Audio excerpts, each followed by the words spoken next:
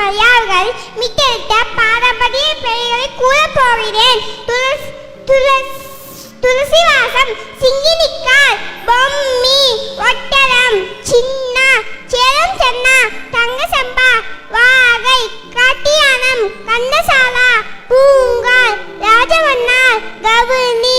அற்புதவனி, சொன்ன மசூதி, நீரு சம்பா, வாழஞ்சம்பா, இனிப்பைப்பூ சம்பா, பால்குளவாழை, அத்தூர்த்துச்செடி, குண்டுக்கால், குள்ளக்கால், குள்ளியடிச்சான், தேங்காய்ப்பூ சம்பா, கைவேறு சம்பா, மிளகு சம்பா, கல்லுண்டை, கரும்புதுவை, முத்திரு சன்னம், திருப்பதி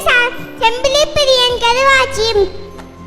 மைசூர் மல்லி, தூய மல்லி, அத்தசாலி, பொன்னி, வாசுமதி, ராஜமுடி, மரத்தொண்டி, நவரா, கதிரன் சம்பா, மாப்பிள்ளி சம்பா, சீரக சம்பா, கிச்சடி சம்பா, கொத்தமல்லி சம்பா, காப்பு சம்பா, களிர் சம்பா, சிவ சம்பா, அடுக்குநல், பச்சை பெருமாள், கோலக்குருவை, கம்பங்கால், முருகன்கால், தீக்கால், மஞ்சள் பொன்னி, காட்டு பொன்னி, சின்ன பொன்னி, அன்னமலகி, யானை கொம்மன், ராஜகரிமா, விஷ்ணு போகம், கந்தசாலி, மதுமலங்கி, வைகுண்டா, ஓட்டரையான், காதை கல்தான், கருணா, அன்னபூர்ணா, அன்னலட்சுமி, அரிச்சம்பா, மல்லிகை சம்பா, கட்டி சம்பா, வாழைப்பு சம்பா, சிமணி சம்பா, கம்பன் சம்பா, டெல்டா சம்பா, குஞ்சுமன் சம்பா, போரை சம்பா, புள்ளகு சம்பா, கட்டி சம்பா, காளானம், காணல், பொலிநெல், மரநெல், செந்நெல், சிங்கார், சூப்புக்கார், சண்டிக்கார், சாரப்பள்ளி, ரசகரம், பிசினி, மதிமுனி, வாளான், வெள்ளைக்குடவாழை,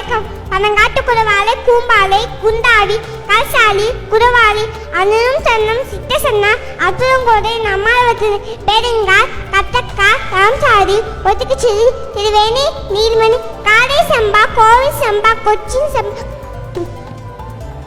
சுருங்குதுவை, அதுராங்குதுவை, பொன்னியன், மச்சக்காந்த, குங்கும் சாலி, கற்பூரக்கை, நூறி, அட்கரணி, செவ்வாழை, மணிபோ, காலாபாத், பகுதுபி, பொன்னுடுபி, பத்மாபியா, கண்ணதி,